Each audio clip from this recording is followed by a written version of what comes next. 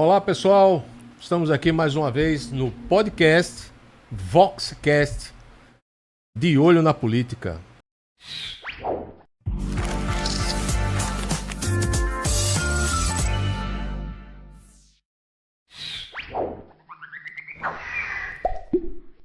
Dessa vez a gente vai trabalhar com um candidato a vereador na cidade de Paulista. Eu estou falando de Wilson Campos. Wilson Campos, boa tarde para você, boa noite, bom dia, porque na internet não tem nem claro. dia, nem tarde, nem noite. Claro. Você sabe disso. É verdade, Nil. Mas um prazer muito grande ter você aqui, da cidade de Paulista, que é uma cidade em que, inclusive, eu tenho um carinho muito grande, em Paulista, onde eu fiz comentários políticos na Rádio Litoral FM. Muito bom. Num programa que tinha lá pela parte da manhã, do nosso amigo lá. E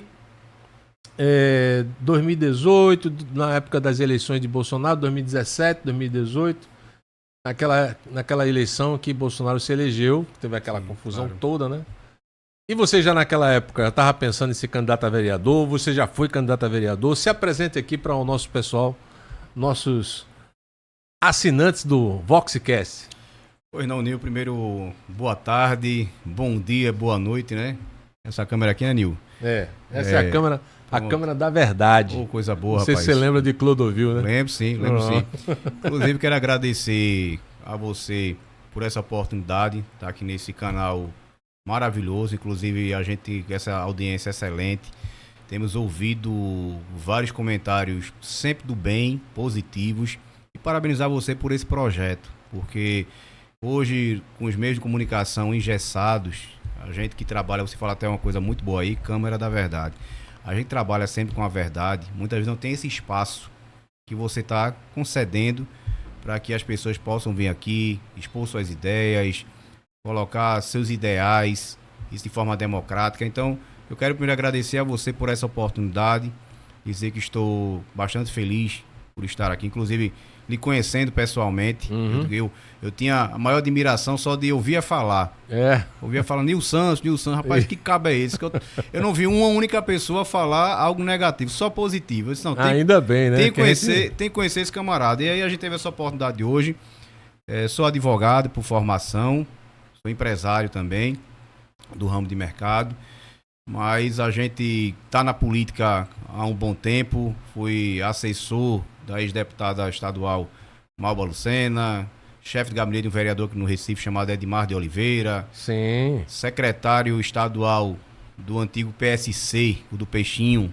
PSC, Partido Social Cristão, né? Partido Social Cristão. Então, e a gente fui do PSC, fui assessor na época no PROCON do ex-deputado Israel Guerra. Estive no PROCON também há pouco tempo atrás, agora como advogado no PROCON do estado de Pernambuco. Gerenciava lá um setor chamado PROCON Educa e trabalhava no atendimento também no PROCON. Então você já tem toda uma experiência dentro do meio político. Sim. Não é, de repente, um cidadão que estava revoltado com toda a fama que a política tem e que está mudando, né? O brasileiro está se interessando mais pela política, então muitos cidadãos que não têm o ramo da política na experiência, mas tenta entrar até para limpar um pouco, né, essa imagem. É o que aconteceu com o Zema, né? Sim, não, e é louvável. Sabe por que é louvável, Nil? Porque o que acontece? A Constituição Federal fala no seu artigo 1º, parágrafo único, o poder emana do povo que o exerce através dos seus representantes eleitos. E o que acontece? As pessoas não têm noção do quanto é importante esse artigo, esse dispositivo constitucional. Porque realmente o poder emana do povo. Agora o que acontece? A gente tem uma coisa chamada velha política. A velha política, ele inverte valores, inverte conceitos, ele tenta colocar na cabeça do eleitorado, do eleitor, do cidadão, que o político, ele é o patrão e o eleitor é o funcionário, onde na verdade é o inverso. É o inverso. Então eu costumo dizer para as pessoas que no calendário romano se estipulou o antes e depois de Cristo para que pudéssemos observar a questão das datas. No calendário político, se existe o antes e depois do Messias. que é o Bolsonaro. Mas é uma Isso verdade. é novo, né? É novo, isso é meu, é original. Então, você já vê isso aí. No calendário romano, antes e depois de Cristo. No político, antes e depois do Messias de Bolsonaro. Por que isso? Porque antes do presidente Bolsonaro, a primeira pergunta que as pessoas faziam era quando alguém queria ser candidato a vereador, por exemplo. Quero ser candidato a vereador. A primeira pergunta era: você tem dinheiro? É. Concorda comigo? É. Por quê? Porque a política sempre foi vista como empreendedorismo, como uma empresa, como um negócio. De o candidato a vereador pegar um determinado dinheiro e aí ele vai gastar naquela campanha, depois que ganha a eleição ele vai ter que tirar todo o investimento que ele fez. Então a primeira pergunta era essa. Então o povo não participava desse processo político. Não participava. Ficou uma questão cultural das pessoas, de fato, ter o tomar lá da cá. Vou trabalhar. E inclusive hoje ainda permanece assim. A gente tem muita dificuldade, a gente que trabalha com a questão ideológica, com a questão de fato da representatividade do parlamentar, porque é uma questão cultural, ficou na cultura do povo isso daí. Então, antes de Bolsonaro tem dinheiro. Depois que Bolsonaro veio e fez com que pudéssemos de fato argumentar, ter ideias, de repente... Ter ideias, defender a nação, defender o que acredita, defender o patriotismo, defender nossos ideais, lutar pelo que a gente defende. Então, as pessoas começaram a participar do processo político. Começaram a participar do processo eleitoral. Começaram, de fato, a debater, começaram a analisar o seguinte. Por exemplo, a gente tá aqui, essa xicarazinha aqui com essa água mineral, inclusive, muito boa por sinal. Então, você vê, essa água teve um preço. Teve um custo essa água. Há 10 anos atrás, eu acho que uns 5 anos atrás, mas 6, 8 anos atrás, não tinha um selo na água mineral. Então já tem um selo, ou seja, a arrecadação do imposto. Então, o que a gente observa? Que tudo que a gente compra, tudo que a gente adquire, o preço que foi dado não é só do empresário, é porque houve uma decisão política. Houve um grupo de deputados que discutiram ICMS, discutiram carga tributária, discutiram vários impostos. E aí acaba isso dando um sobrepreço de determinadas mercadorias. Então, quando alguém fala, não quero participar da política, odeio política, eu não gosto de política, esse é a pior pessoa. Por quê? Porque ele permite que ladrões corruptos tomem conta da política. Da administração da sua cidade. Justamente isso. Então, dizer para você que... Ou do seu estado ou do seu país, né? Isso. Então, dizer para você que antes de Bolsonaro, depois que Bolsonaro veio, aí você vê um Daniel Silveira da vida, um soldado de polícia do Corpo Bombeiro ser deputado federal. Uma campanha que anteriormente era 10 milhões de reais para ganhar a eleição enquanto deputado. Para ser vereador de uma cidade aqui do Recife, por exemplo, 1 milhão de reais para ser vereador. Mas isso também aconteceu por conta da transição dos meios de comunicação. Sim. Que tinha o rádio e a TV como sendo o foco principal de informação das pessoas. As pessoas só sabiam das coisas assistindo a TV e as pessoas só sabiam das coisas ouvindo o noticiário do rádio. Sim. Ou então lendo o jornal. Hoje não. Hoje, com o advento da internet e a informação, ela paira de uma forma mais livre e solta na internet. Só que aí você tem, para todo bem, tem os males, né? Sim, claro. E aí vem essa questão das fake news, né? Que também é uma realidade, não deixa de ser. Sim, concordo também. Né? Tem muita coisa ruim, mas teve esse avanço na participação, na difusão da informação. Se a informação é verdadeira ou falsa, aí cabe a você poder, pelo menos, ter a preparação de poder distinguir, né, se a informação ela é falsa, se é verdadeira. Porque até a inteligência artificial está aí criando dificuldades para que você possa descobrir se a informação é falsa ou verdadeira. Às vezes você vê um vídeo e você... Não, mas eu vi o vídeo de fulano de tal que estava declarando ali que falou aquilo e tudo mais. E aquilo ali é uma inteligência artificial que está fazendo, né? Sim. Então, realmente, a gente se preocupa com isso. Mas, num todo, esse fluxo de informação que a internet dispôs para a humanidade... Muito importante. Facilitou muito o conhecimento e o interesse e o comportamento das pessoas diante do processo político. Claro. E é um registro, Nilton, também é o seguinte, que até o fato de, quando eu registro que a população começou a participar, porque até mesmo se a população não tivesse participado com esse avanço da tecnologia, dos meios de comunicação, da própria internet de forma geral, se a população não tomasse o gosto de participar, haveria a questão do monopólio. Então, se as pessoas não tivessem se despertado para participar do debate político, então as empresas de telecomunicação iriam monopolizar até mesmo como querem fazer agora com a internet, como querem fazer com a internet, como querem fazer com as redes sociais, como querem fazer com o discurso justamente dessa questão das fake news. É o controle. É o controle da então, informação. Eu tenho dito sempre o seguinte, já existem leis, inclusive de injúria, calúnia, difamação, crime contra a honra. Então não se faz necessário muitas vezes ter um determinado controle, porque já existe um dispositivo penal que penaliza quem cometer determinado crime. E aí é meio controverso se criar uma lei ou não tem uma lei. Não, a gente tem que aplicar a lei que tem. Então se alguém vai para a rede social, vai para a internet, para cometer qualquer tipo de crime, principalmente crime contra a honra, já existe sim dispositivo que venha penalizar. Então muitas vezes eu fico rindo com esse discurso, principalmente de esquerda, que temos que ter um controle porque já está acima demais, já está ofendendo a honra, tal. Não, então, se está ofendendo a honra, já tem dispositivo penal que existe, que vai penalizar quem cometer determinado crime.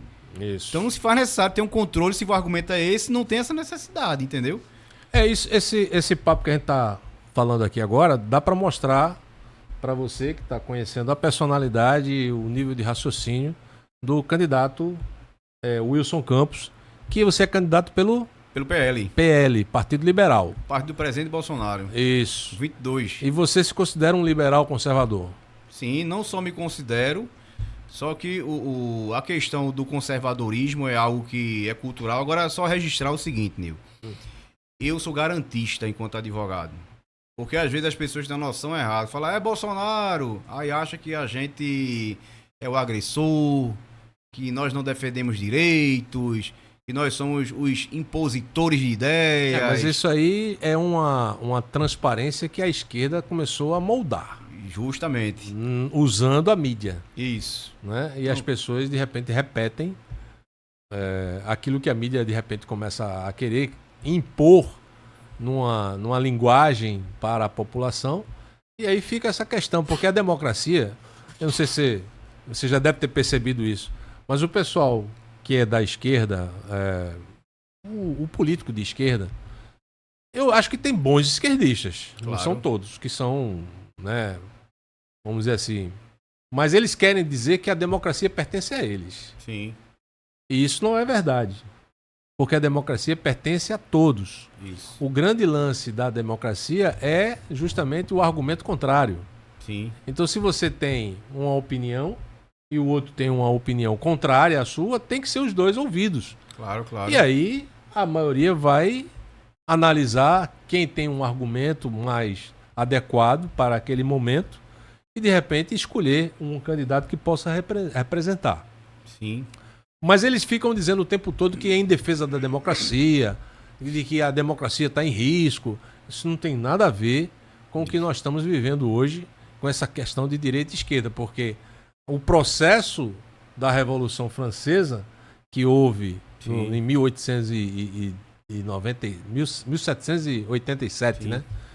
Com a queda do rei Luís XV, Luís XVI, foi Luís XVI, e a ascensão, e não deu certo, depois veio a ascensão de Napoleão. Sim. Agora, só que naquele período, quando se criou os conservadores, a linguagem de identificar quem eram os conservadores e quem eram os liberais, e quem eram os de esquerda, que sentaram à esquerda, que foi justamente o processo dos revolucionários, os revolucionários mais radicais, que eram os que queriam guilhotinar todo mundo. Isso. E os conservadores liberais eram aqueles que não achavam que deveria guilhotinar todo mundo. Poderia se prender, mas guilhotinar não. Então, o lado dos conservadores é um lado que era mais flexível. Flexível, o lado de resolver através do diálogo. Do diálogo, exatamente. Mas com o passar dos anos, aí depois veio com a teoria de Marx, com relação à Revolução Industrial, o capitalismo.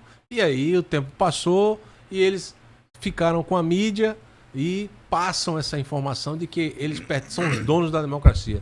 Isso não é verdade. Principalmente quando, nesse momento, nesse exato momento, estamos vivendo o quê? Uma situação na Venezuela, Sim, em que todo mundo está vendo o que Maduro está praticando e tem gente ainda diz que ele está defendendo a democracia. Isso não existe, cara. Perguntado, há uns 2 ou 3 anos atrás, ele foi perguntado na Jovem Pan, na CNN, se na Venezuela existia uma democracia. E ele disse que existia sim. Na forma que Maduro estava administrando a Venezuela, era uma forma de democracia. Não dá para entender, cara. Como esse pessoal fala isso, o Boulos diz isso, né? Hoje nós estamos vendo uma atitude mais moderada de Lula, mas a gente sabe que ele, ao mesmo tempo, não criticou Maduro.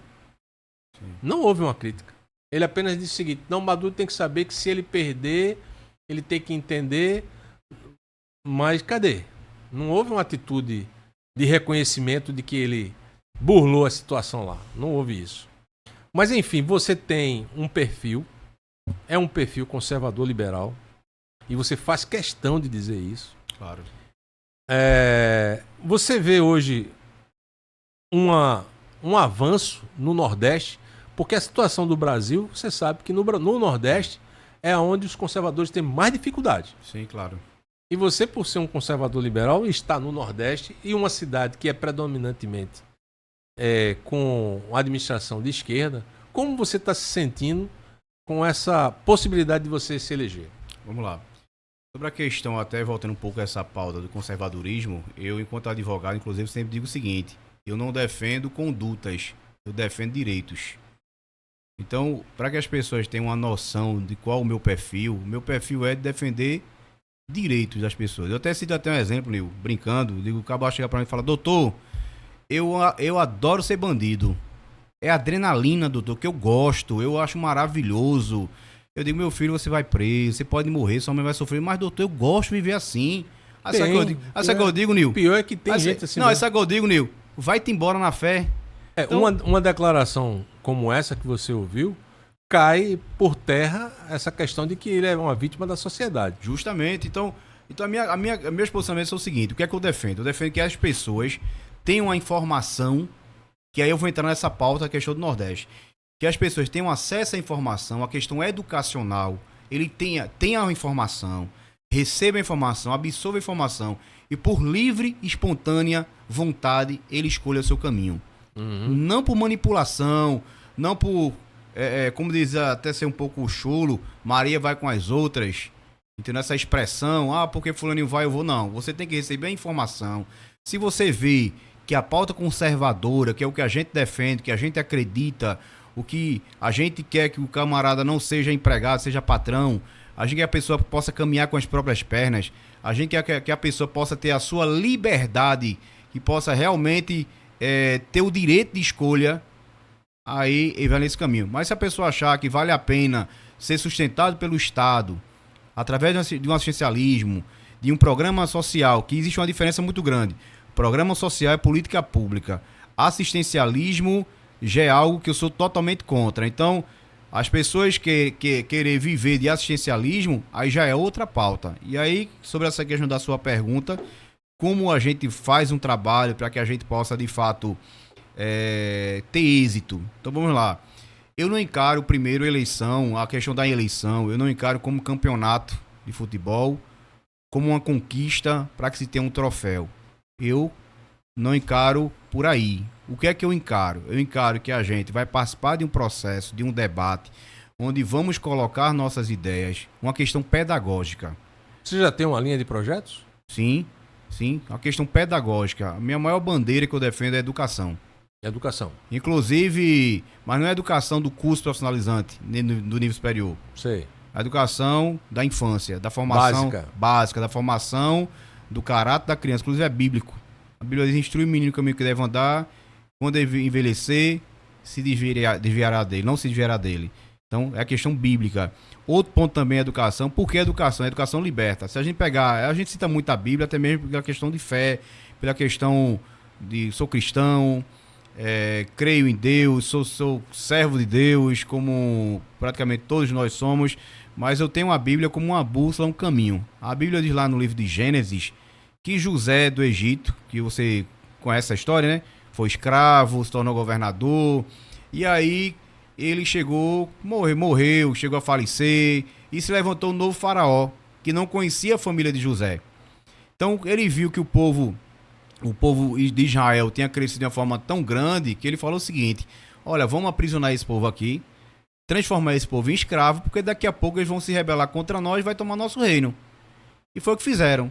Colocaram o povo de Israel 400 anos como escravo lá, e quando você pensa como escravo, você age como escravo, você não tem perspectiva de vida, você só vai baixar a cabeça e aceitar o que o seu senhorio está mandando fazer. São os costumes, né? Os costumes. Foi necessário Deus pegar Moisés ser tratado como filho de Faraó, cresceu como filho de Faraó, entrava na casa de Faraó na hora que ele queria entrar, ou seja, a mentalidade de Moisés, mesmo ele sendo filho de escravo, biologicamente falando, mas a mentalidade dele não era a mentalidade de escravo, era outra mentalidade. Deus teve que preparar Moisés para usar Moisés para libertar o povo de Israel. Então, por que eu falo sobre a questão da educação? Porque a educação é que liberta. Infelizmente, a prática da esquerda é uma prática que ele não quer que o cidadão ele possa ter uma questão educacional.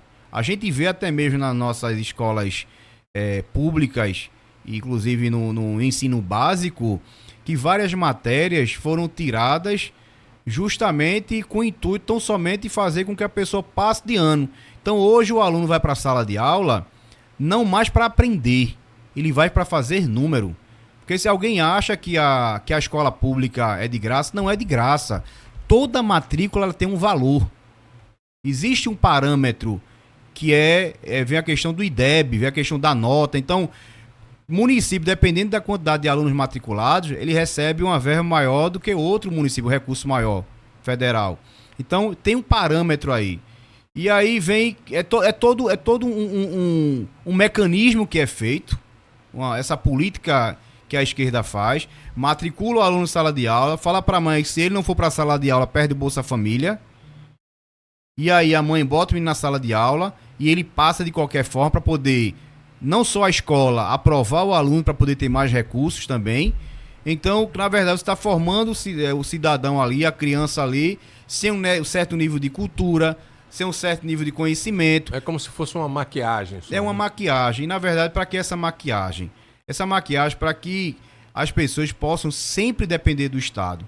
Já eu defendo um povo grande, um povo maior e um Estado menor. A política de esquerda defende um Estado maior e um povo menor. Um povo dependente do Estado. Então, na hora que a gente levanta essa bandeira da educação, por exemplo, enquanto vereador, se assim Deus permitir, o povo permitir, vamos ter projeto de lei para que toda escola municipal na cidade paulista possa ter psicopedagoga, assistente social.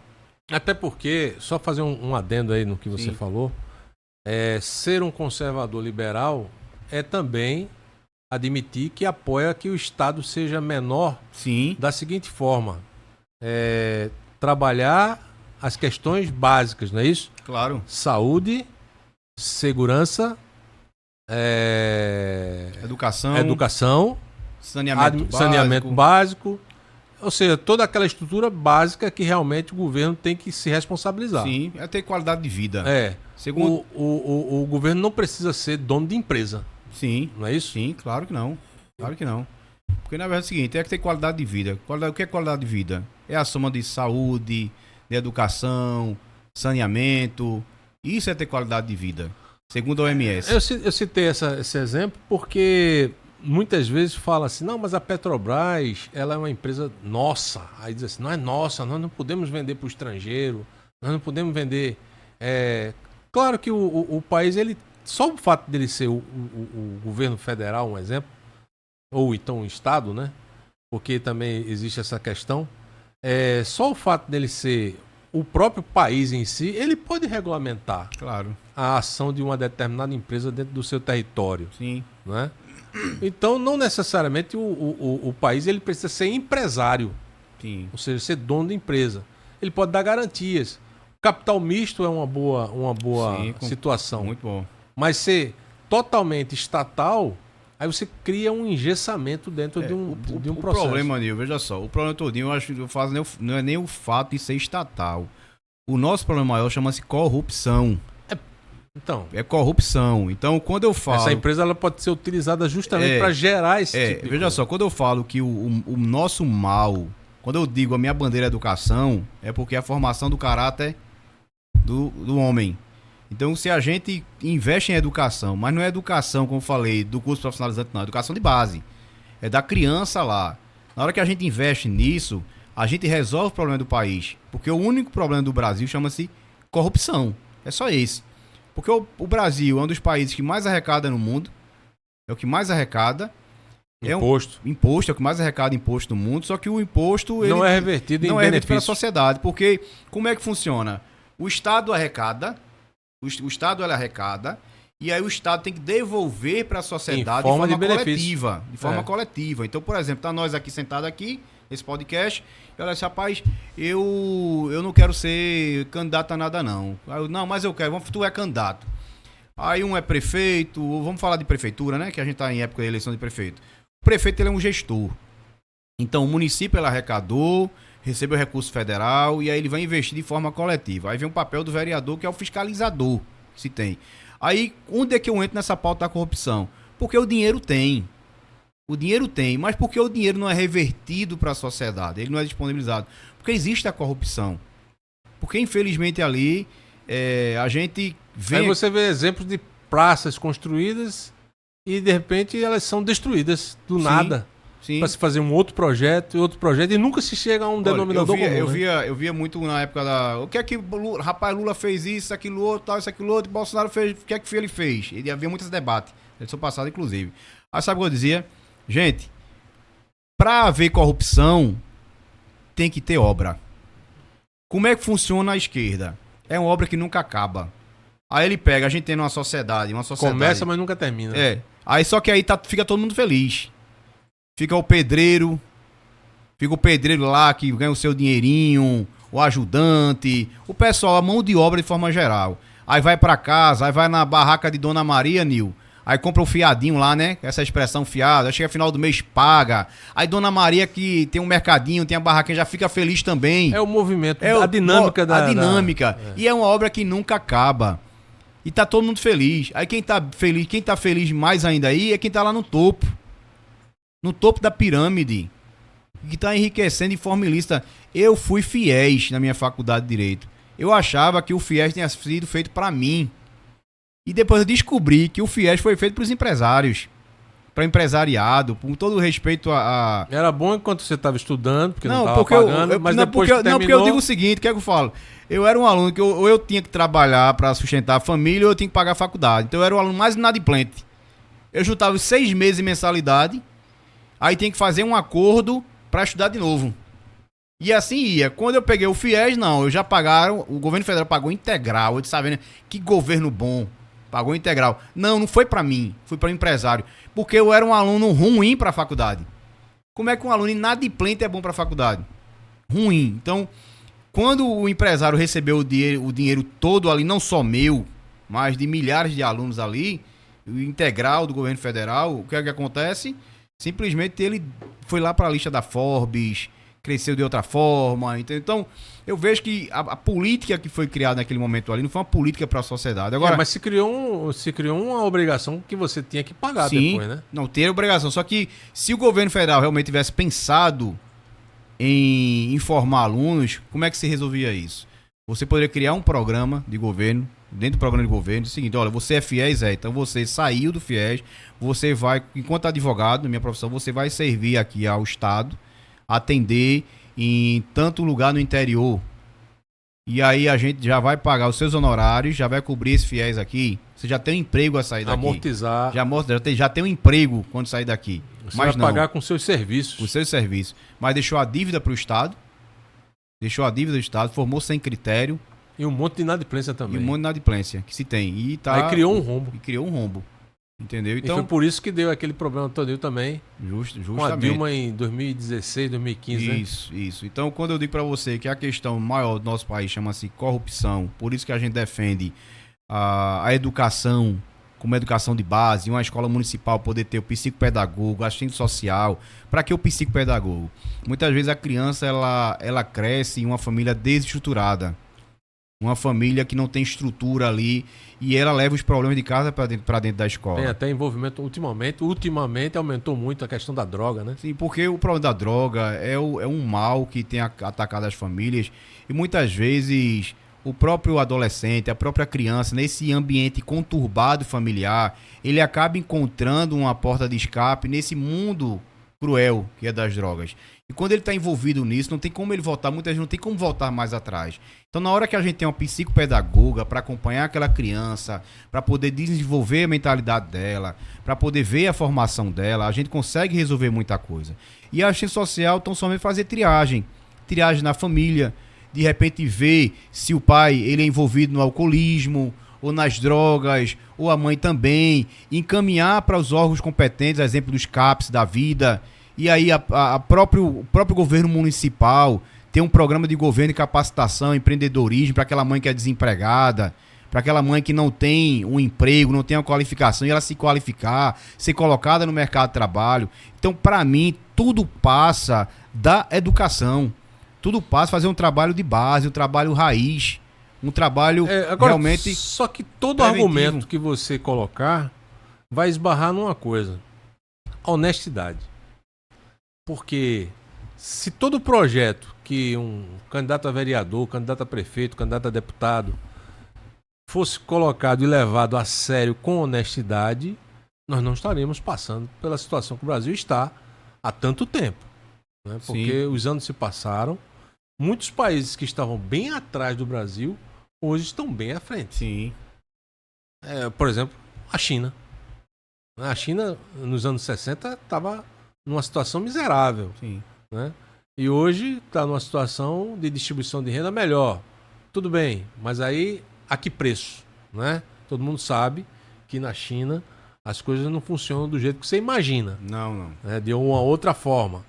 Mas eu citei um exemplo aqui com o candidato a deputado, aliás, candidato a vereador em João Pessoa, o Jaime Cardoso, que esteve aqui, e eu citei um exemplo da Austrália, que era um país que praticamente tem a mesma idade do Brasil, um pouquinho mais jovem, inclusive. E muita gente falou que o Brasil foi colonizado por bandidos que eram condenados em Portugal e vinham para cá para trabalhar em busca de receber honorários e salários para seus familiares em Portugal, mas como eles eram condenados, então eles vinham para o Brasil.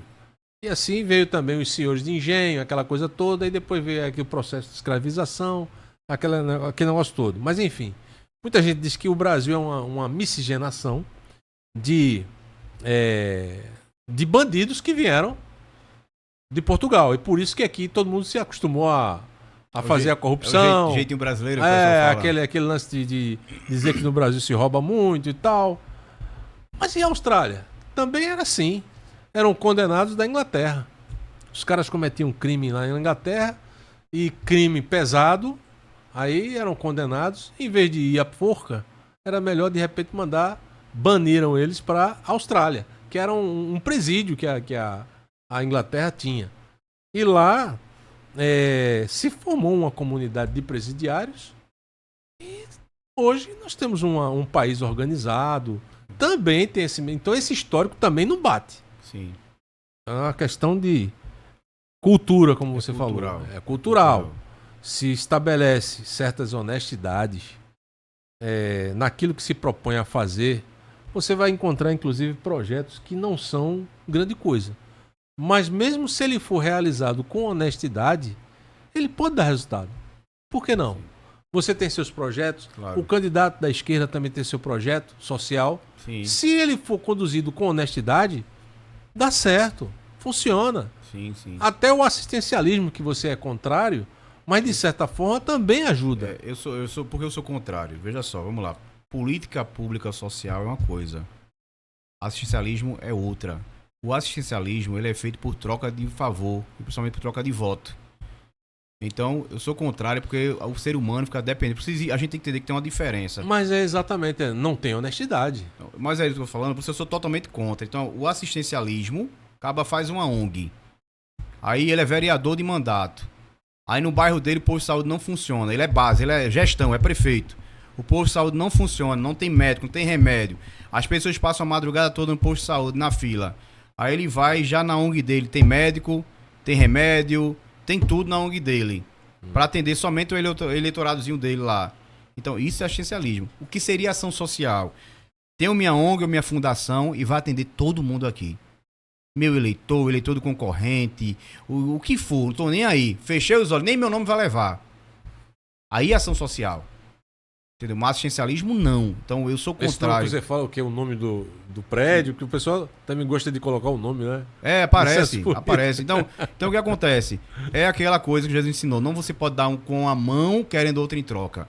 Então o assistencialismo é isso. O assistencialismo é você prender a pessoa. Quando alguém falar pra mim, rapaz, o vereador falando tal trabalho, o que é que ele faz? Não, ele tem um advogado que atende lá, ele tem um médico que atende lá. Amigo, isso não é trabalho. O papel do vereador é fiscalizar o prefeito. O papel do vereador é fazer com que o posto de saúde funcione. É fazer com que a gente tenha vaga em creche, que a gente tenha vaga na escola, que a gente tenha uma merenda de qualidade.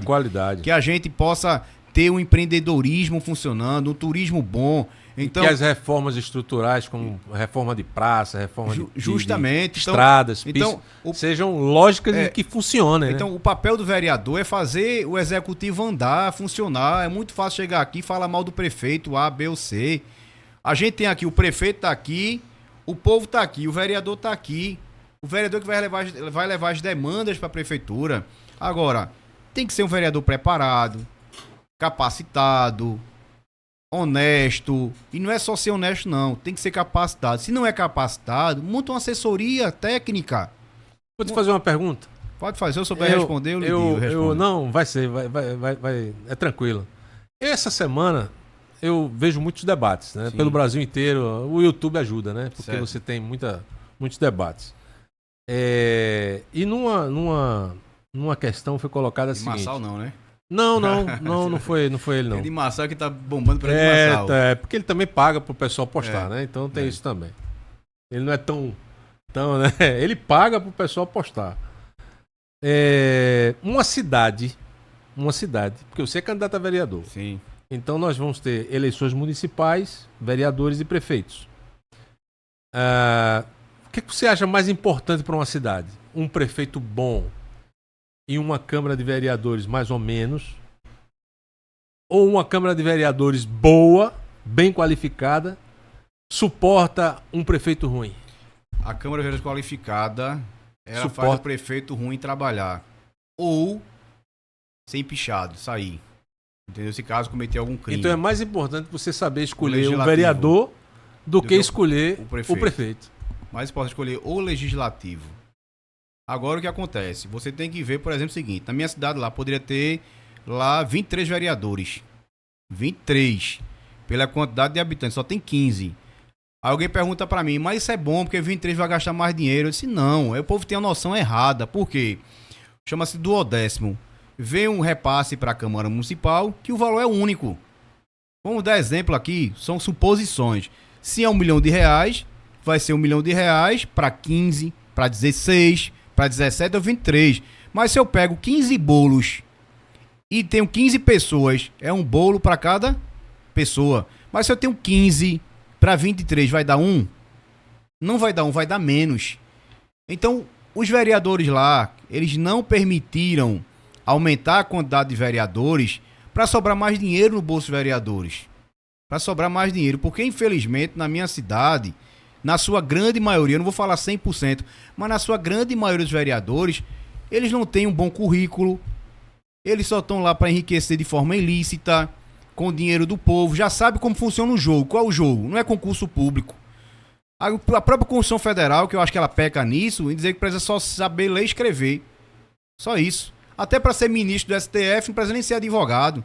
Só ter notório saber jurídico. Qualquer pessoa, até um gari, com todo respeito à profissão, pode ser ministro do STF. É só ele ter notório saber jurídico. Não sabia não. Não. Eu pensei que era só ter... Notório saber jurídico. Eu pensei que ele teria que ser formado em direito. Notório saber jurídico. É só é? isso. Notório saber jurídico. Só conhecer de lei. Não precisa ser formado. Então ele pode ser indicado pelo presidente da República. Isso é muito difícil acontecer, mas pode ser indicado, muito sim. Difícil. Um médico pode ser indicado. Só tem notório saber jurídico. Só isso, não precisa ter formação acadêmica na área de direito. É uma falha mesmo. Enéas dizia isso. Enéas. E aí a gente vem agora... Ele falava assim, para um presidente da República, um prefeito, um governador do estado, ele teria que ter um mínimo de habilidade para poder conduzir o estado, o país ou a cidade. Não, eu defendo, inclusive, o seguinte... Porque se pede carteira de motorista para você dirigir um carro de passeio. Isso. Imagine a nação. Aí eu pergunto... Você pede qualquer tipo de credencial para que você seja habilitado para poder exercer aquela profissão. Alguém fala assim, não, mas ele é honesto. Aí vamos lá. Ele é honesto, mas ele pode estar matando milhares de pessoas na hora que ele não defende um projeto, que ele não tem conhecimento. Na hora que há um projeto contra a população... o projeto de lei lá contra a população, ele não tem conhecimento técnico daquilo dali. Na hora que ele não faz nenhuma propositura. Então, o político, ele tem uma responsabilidade muito grande, principalmente o do legislativo. Então, um vereador, ele é muito mais importante ter uma Câmara de Vereadores boa do que ter um prefeito, do que ter um prefeito bom e ser o contrário. Então, é bom que fosse os dois. Um prefeito bom. O ideal é os dois. O ideal é os dois. Mas se a gente tem que observar a questão dos vereadores. Voltando lá na minha cidade, lá só tem 15 vereadores. Os vereadores não quiseram aumentar a quantidade de vereadores.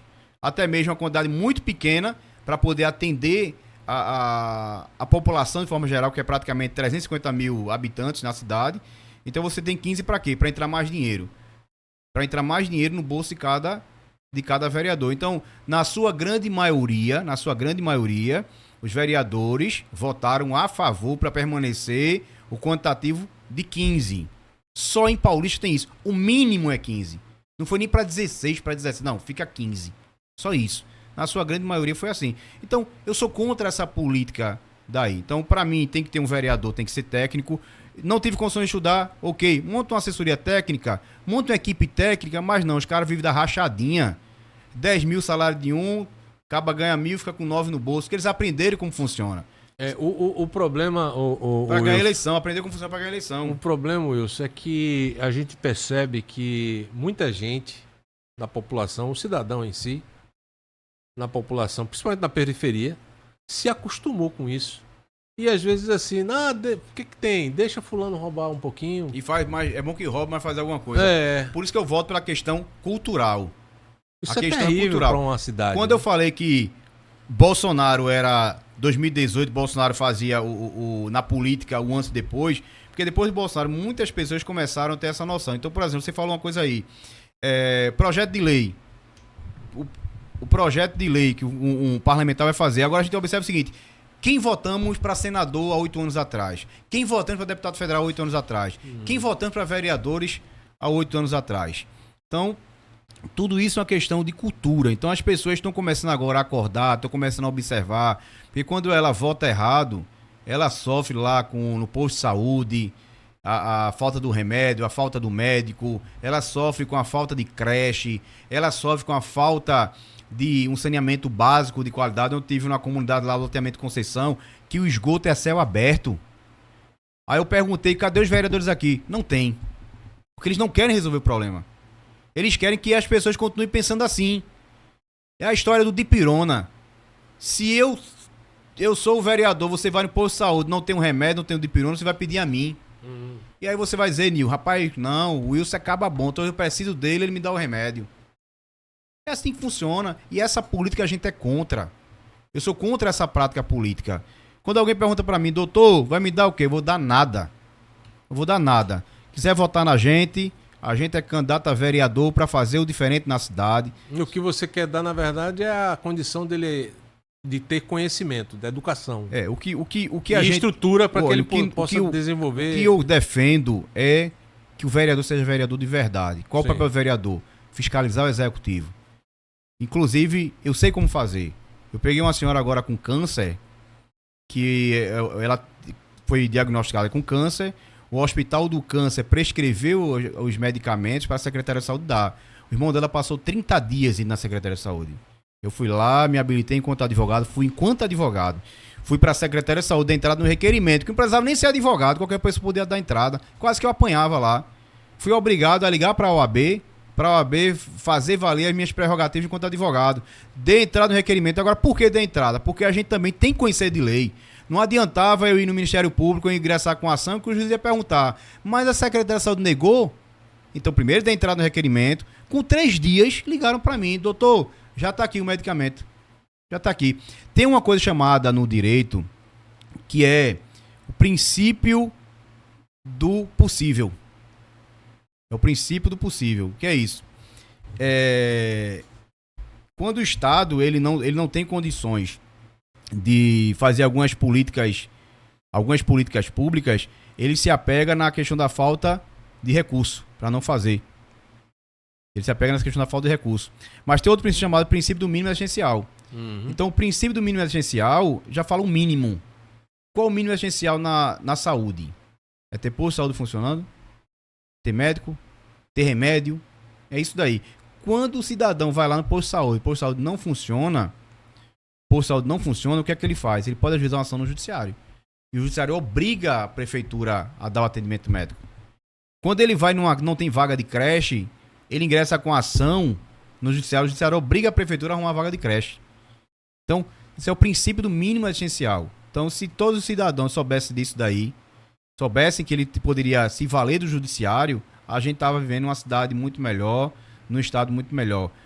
Provocar o judiciário para que o judiciário venha, de fato, fazer se valer, cumprir os direitos de cada cidadão. E aí o judiciário ele tem condições para isso, porque são bem pagos, né? Sim. Eu ia perguntar o seguinte, a gente já está chegando na parte final da nossa entrevista e são tantos assuntos que de repente a gente vai ter que dar uma carreirinha agora, uma pressazinha. Temos alguns candidatos a prefeito lá. Simbora. Nós temos o Edinho, sim, do PL, que é do seu partido. Temos o Padilha, que é do PDT. Temos também o Ramos, que é do PSDB. Lívia Álvaro, que é do PP, né? Maurílio Feitosa, PRTB. do PRTB, que é um partido, pessoal que eu inclusive conheço. E você, Wilson Campos, como vereador, no número 22622. Isso. Não é isso? O que você poderia comentar aqui das chances desses candidatos, né? Vamos embora. Só registrando aqui o seguinte, o princípio da reserva do possível, faltou a palavra reserva. Princípio da reserva do possível, que dá vamos dizer assim, o argumento para que o Estado não possa investir em certas políticas públicas. Vou fazer uma análise de cenário aí. Sobre as possibilidades. Olha, aí veja só, de um futuro bom para o paulista. Eu tenho um problema comigo muito grande. Eu sou muito sincero. E às vezes a minha sinceridade, as pessoas muitas vezes não gostam de ouvir a verdade. Não gostam de ouvir. Não gostam de ouvir. Rapaz, vou ser muito sincero. Quando a gente construiu... Vamos embora. Eu tive a honra de coordenar a campanha do PL lá, da majoritária em 2022. Sim. Fui o único delegado do partido primeiro e segundo turno do PL. Coordenei a campanha do Anderson Ferreira, do Bolsonaro, Gilson Machado. Enquanto coordenador, a campanha passou... O nome da gente foi colocado como pré-candidato à prefeitura. Então a gente começou a andar, fazer uma política diferente, começamos a conversar com as pessoas, mostrar de fato que a cidade precisava avançar. Porque infelizmente a cidade há 20 anos ela vem com o mesmo grupo político. Era Ives Ribeiro, Júnior Matuto, depois Ives Ribeiro e agora tem essa eleição novamente. E todas essas pessoas aí... Júnior Matuto tá querendo voltar. É candidato de novo. E todas as pessoas aí que estão aí, com exceção dessa menina Lívia Álvaro... Sim. Todas aí, ou foram Ives ou foram Matuto. Ou foram os dois. Todas elas que estão aí. Ou foram os dois. Então a gente começou a construir... Então estão uma ciranda aí, né? Infelizmente o partido optou por outra candidatura. Onde eu fui obrigado a recuar para ser candidato a vereador pelo partido. E fazer o papel de vereador. Mas contanto que esteja do mesmo lado, vamos ver se você conseguir conquistar também. Mas a gente está nessa luta. A gente está nessa luta porque a gente hoje representa o voto da direita, o voto conservador, a gente representa de fato essa questão da mudança. Mas assim, eu tô estranhando assim, pelo histórico que eu tô sabendo, o Padilha é um cara meio conservador. O que é que ele tá fazendo no PDT? Porque é o seguinte, o que é que eu digo para as pessoas é o seguinte, a legislação eleitoral, ela de fato, você não pode ser candidato por si.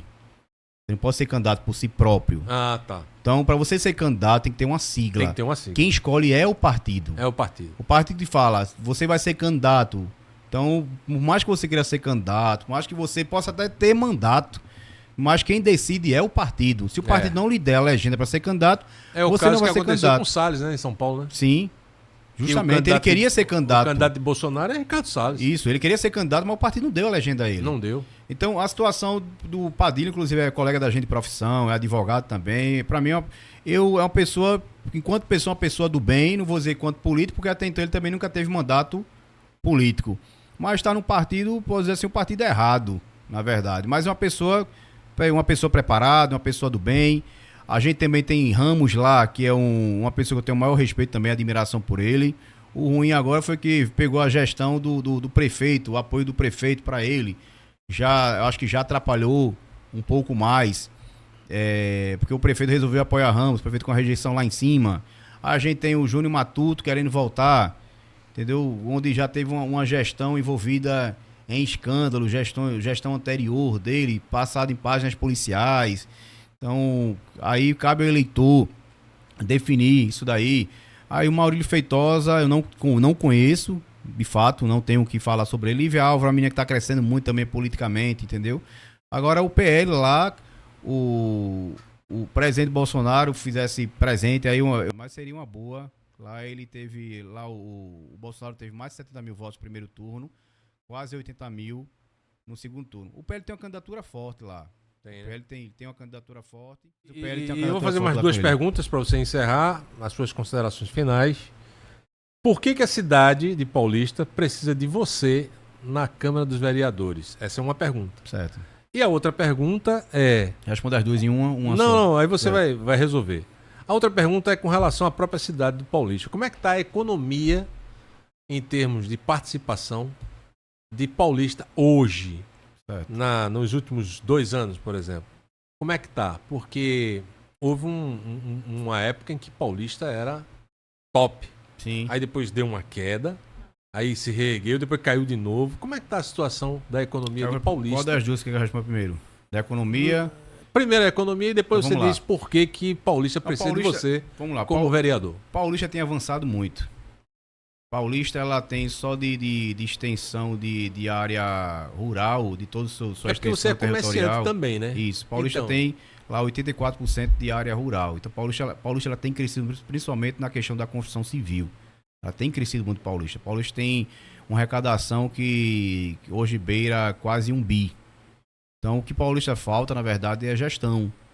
Paulista não tem gestão, Paulista não tem gestor. Então, é a questão, por exemplo, de você inchar a máquina pública, porque aí já é uma pauta para a prefeitura. Para você inchar a máquina pública, você, de fato, ter vários cargos. É a questão da prática da velha política. Então, Paulista ela não consegue acompanhar o seu crescimento dela. Paulista precisa de políticos com novas ideias, com novos ideais, com novas propostas, com a mente diferente, com a proposta diferente, para poder acompanhar esse crescimento. Então, em termos de economia, Paulista, a arrecadação anda bem, recurso, agora que inclusive foi uma declaração do próprio prefeito do PT, que no governo Bolsonaro, todas as prefeituras tinham os repasses devidamente respeitados, os repasses do governo federal eram repassados seus valores de forma correta, enquanto no governo agora atual, do Lula, os repasses não têm ocorrido. Então, ele reconheceu isso, foi até repercussão nacional isso. O prefeito Ives Ribeiro reconheceu isso daí.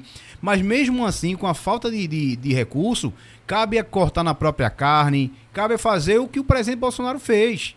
Que ele deu o exemplo aí na época da pandemia. Então, Paulista, em termos de arrecadação, tá bem. Mas em termos de gestão, está péssima, está acabada. A cidade não tem acompanhado o crescimento dela.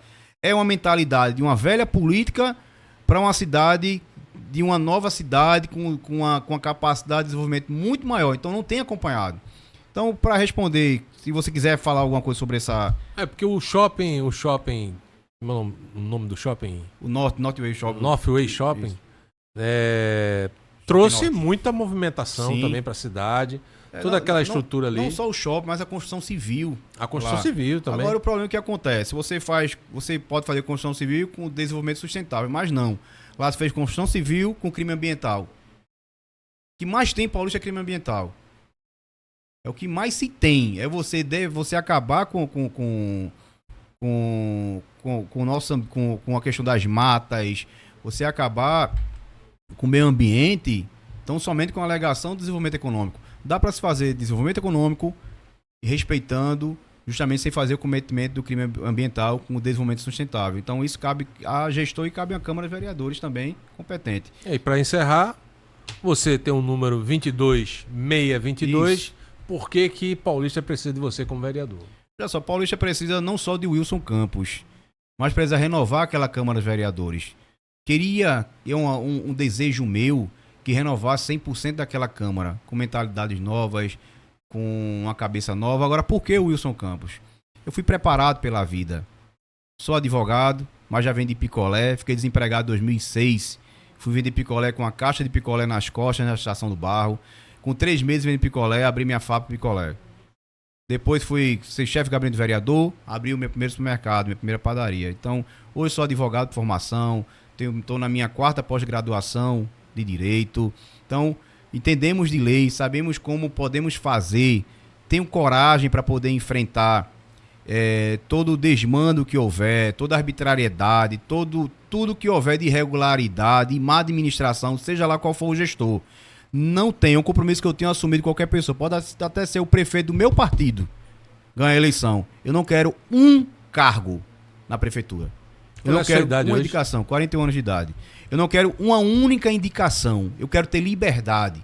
Liberdade de cobrar. Agora, independente se a gestão é direita ou esquerda, mas estiver fazendo pelo bem pelo povo, defendendo o povo, não cometendo crime algum, eu vou defender.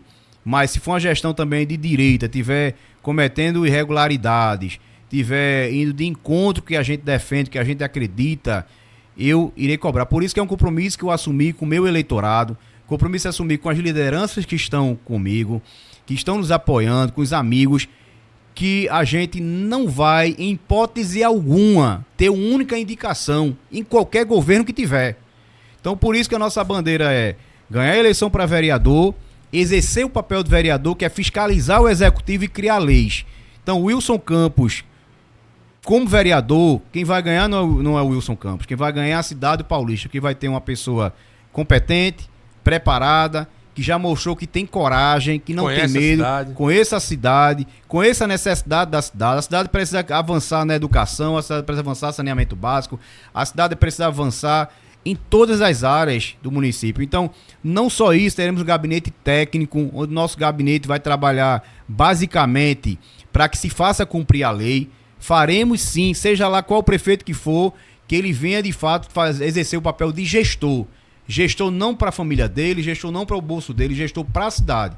Então, serei independente na Câmara de Vereadores, mesmo que se o meu partido fizer o prefeito da cidade. Eu já me declaro antecipadamente independente.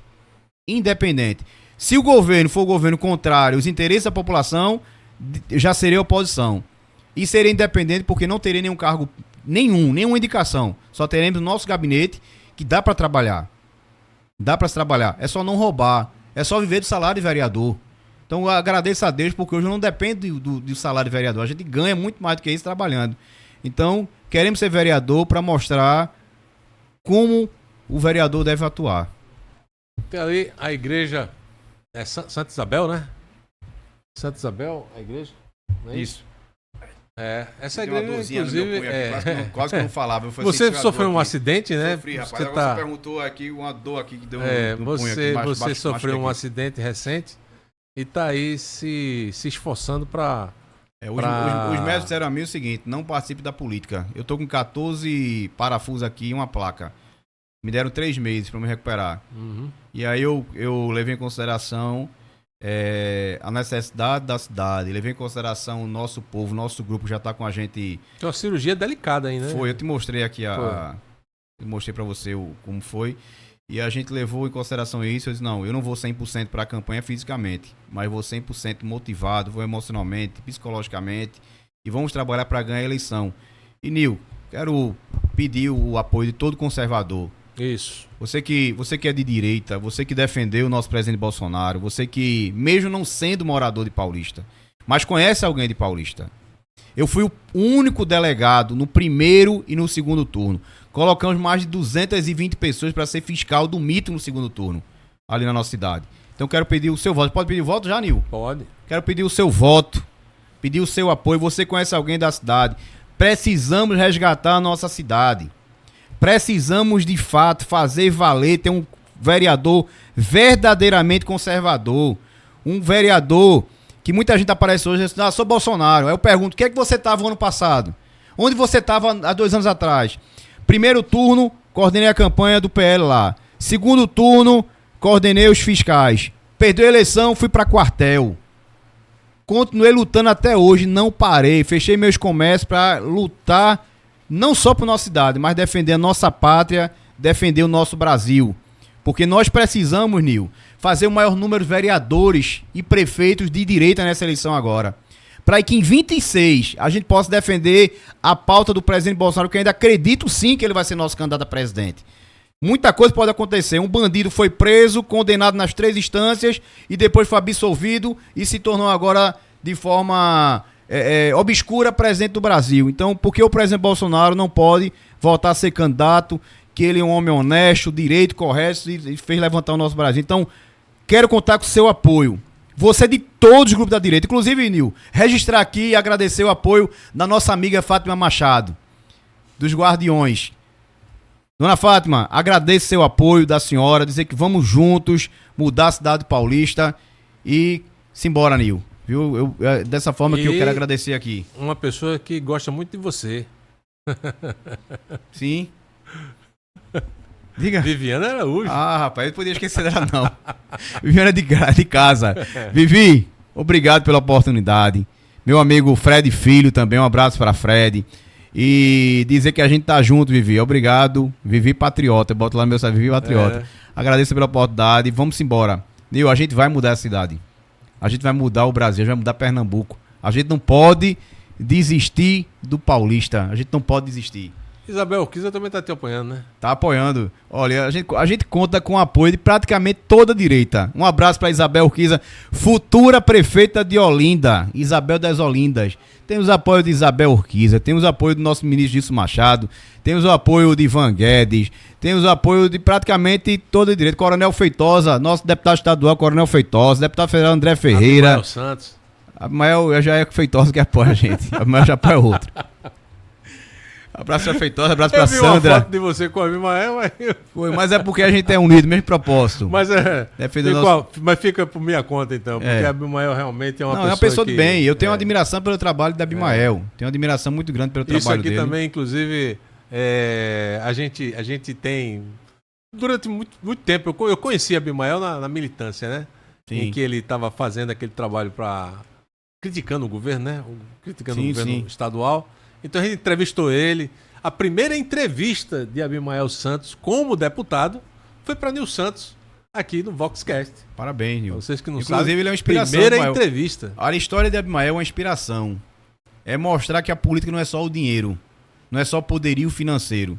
Então na minha cidade tá lá, muita gente lá com a carga pesada de dinheiro lá, com estrutura, com tudo, porque estão fazendo da política um negócio. Mas o bom é que o voto da direita é o voto consciente, é o voto que a gente quer.